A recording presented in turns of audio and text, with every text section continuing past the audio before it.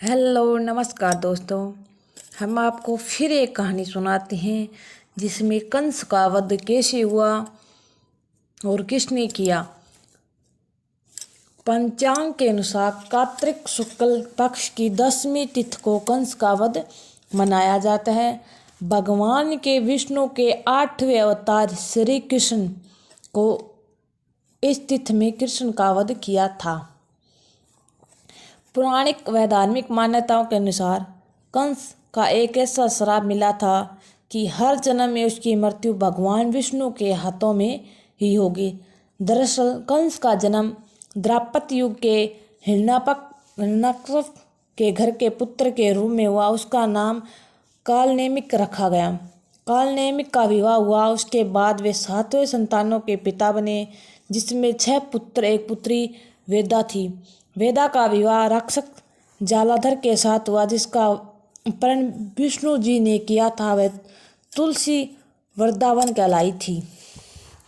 कालनेमी ने बहुत ही कष्ट राक्षसी था। अमृत कलश को पाने के लिए उसने देवियों की सेना के साथ मिलकर देवताओं पर आक्रमण किया। तब भगवान विष्णु द्वारा उसका अंत कर दिया गया। लेकिन कालनेमी के 6 पुत्र अपने पिता के बिल्कुल अलग थे। उसके पुत्रों ने हमेशा उसके पुण्य कर्म के लिए अपने पिता व गुणगान करने से मना कर दिया। तब कालनेमी ने पिता और सभी दादा हिरण्यकश्यप के अपने पोतों को श्राप दिया कि यदि पातालवासी हो जाओगे। लेकिन उस समय उन सभी को इस श्राप का कोई असर न हुआ। और इसके बाद कालनेमी को अगला जन्म राजा उग्रसेन हुआ, जो पद्मावती के घर कंस के रूप में हुआ। इस जन्म में भी वह दृढ़ था। कंस के दृढ़ि के कारण उसका पद्म पुराण बताया गया, जिसके अनुसार दामिनी नामक एक मायावी अग्रसेन का रूप धारण करके छल में पद्मावती को गर्भवती कर दिया था। कहा जाता है कि कंस इसी राक्षसी दामिनी और पद्मावती का एक पुत्र था, इसलिए कंस से कोई भी स्नेह न रखता था। वहीं एक कथा के अनुसार स्वयं कंस की माँ पद्मावती ने उसे श्राप दिया था कि उसके परिवार का कोई बालक उसकी मृत्यु का कारण बनेगा। कंस ने जब एक एक कर अपने ही पुत्रों को मार डाला। कंस की एक बहन थी जिसका नाम देविका था।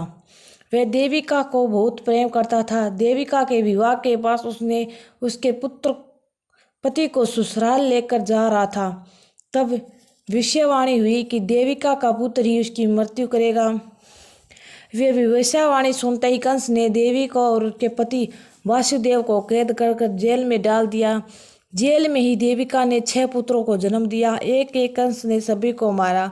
कथा के अनुसार देविका के कोख में जन्म लेने वाले 6 पुत्र पूर्व जन्म में ही कंस यानी कालनेमी के पुत्र थे, जिसकी हत्या कंस ने ही कर डाली, क्योंकि कालनेमी के पुत्रों को श्राप था जिसकी मृत्यु कालनेमी के में हाथों ही होगी।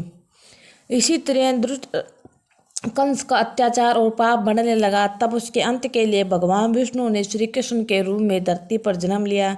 देविका ने श्री कृष्ण को जन्म दिया। वासुदेव ने मथुरा छोड़ाए। कृष्ण का लालन पालन यशोदा व नंद बाबा ने किया। कंस को जब पता चला तो देविका का एक पुत्र जीवित था, तो उसने कृष्ण को मारने के लिए हंथखड़ अपनाए, लेकिन सब निरस्त हो गए। उसके बाद कंस ने युद्ध के लिए कृष्ण को मथुरा बुलाया। कंस की चुनौती स्वीकार कृष्ण ने भी बलराम के साथ मथुरा पहुंच गए।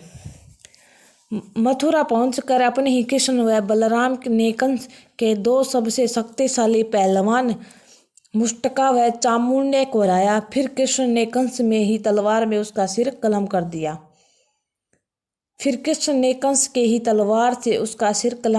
कंस का वध कर श्री कृष्ण कारागार से दोषियों को अपने परिजनों को मुक्त करवाया। उग्रसेन उसकी गद्दी को वापस दिलाई। कंस को मिली पापों की मुक्ति।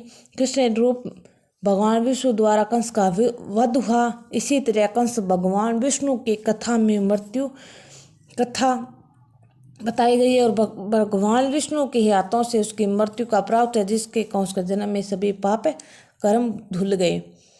और उसी तरह हमारी कहानी खत्म होती है। हम आपको फिर से एक कहानी सुनाएंगे। हमसे कोई भूल हुई तो हमें क्षमा करना। धन्यवाद।